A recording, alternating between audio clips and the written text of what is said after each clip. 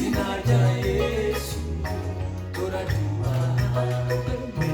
twemera umukiza yuko ari Uwiteka, bitera Imana icyubahiro kuko Yesu ari we jambo ry'Imana, bitera Imana icyubahiro kuko Yesu ari we jambo ry'Imana. Yesu niwe jambo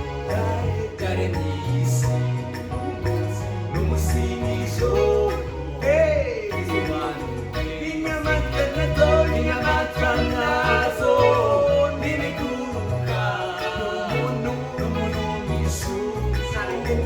y'Uwiteka, inyamaswa nazo n'ibiguruka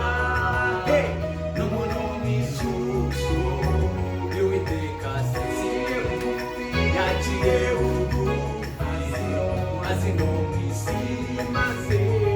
abanyabyaha babiharanira, nuko afite izina ry'icyubahiro, hanyuma arazuka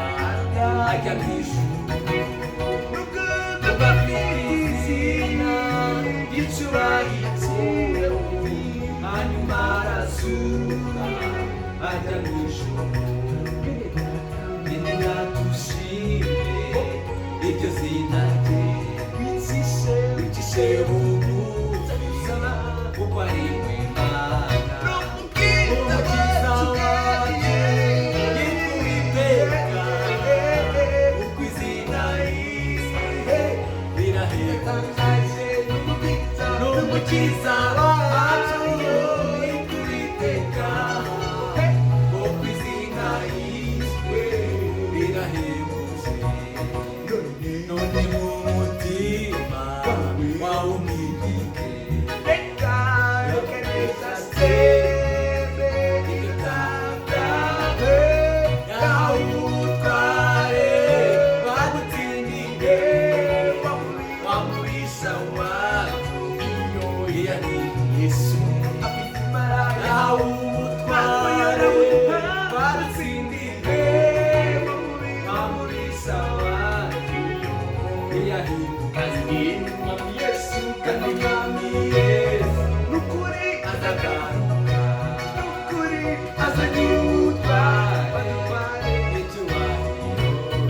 maze isi yose izamwimika, nanjye nzamubona yemusingiza, isi yose izamubona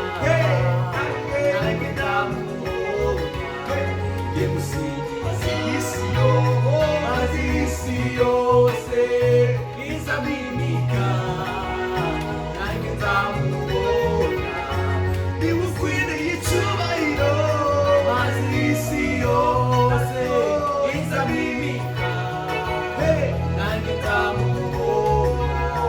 yemusingiza, atawasesa kuri icyubahiro, maze isi yose izamwimika, nanjye nzamubona yemusingiza, isi yose maze isi yose